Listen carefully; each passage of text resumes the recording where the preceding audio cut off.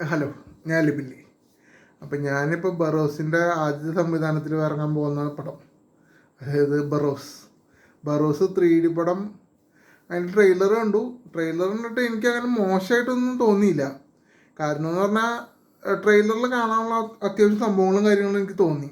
പിന്നെ അത് മാത്രമല്ല, അതിൽ 3D എഫക്റ്റ് ഒക്കെ നല്ല രീതിയിലാണ്. അതായത് ഇപ്പോൾ ഞാൻ യൂട്യൂബിൽ അതിൻ്റെ ട്രെയിലർ കണ്ടിട്ട് പോലും അതിൻ്റെ എഫക്റ്റുകൾ അത്യാവശ്യം ഉണ്ടാവുമെന്ന് വിശ്വസിക്കണം. കാരണം അതിൻ്റെ ക്വാളിറ്റി ഒക്കെ കണ്ടിട്ട് അങ്ങനെ തോന്നണേ. പിന്നെ ഒന്നും കാണാണ്ട് മുതലാൽ പടം പിടിക്കില്ലല്ലോ. മെയിനായിട്ട് പിള്ളേർ ഉദ്ദേശിച്ചാണ് പടം പിടിച്ചേക്കണേന്ന് ട്രെയിലറിൽ നിന്ന് വ്യക്തമാകുന്നുണ്ട്. പിന്നെ ട്രെയിലറിൽ എനിക്ക് തോന്നുന്നു ഈ തമിഴന്മാരൊക്കെ കയറ്റിക്കൊണ്ടിരുന്ന പോലെ പാഫം പാഫം ഇതിൽ കുറച്ച് കയറ്റിക്കൊണ്ടുവരാൻ സാധ്യതയുണ്ട്. കാരണം അങ്ങനെയൊക്കെ പിടിക്കാനാണ് സാധ്യത. കാരണം ട്രെയിലറിൽ അതിൽ ആ ഒരു കൊച്ച് പറയണ്ടില്ല, ബറോസ് പാപ്പ എന്ന് പറഞ്ഞ് പറയണ്ടില്ല. അപ്പോൾ അതിൽ നിന്ന് തന്നെ മനസ്സിലാക്കാം ഇതിൽ പാസം കുറച്ച് കയറ്റി കൊണ്ടുവരും അവസാനം. അതായത് സെൻറ്റിമെൻറ്റിൽ കുറച്ച് അടിച്ച് കലക്കി കൊണ്ടുവരാനുള്ള സാധ്യത എല്ലാവരും കാണുന്നുണ്ട്. എന്തായാലും പടം ഒരു ഹിറ്റാവട്ടെ. കാരണം മോഹൻലാൽ ഹിറ്റാവട്ടെ എന്ന് പ്രാർത്ഥിക്കണം.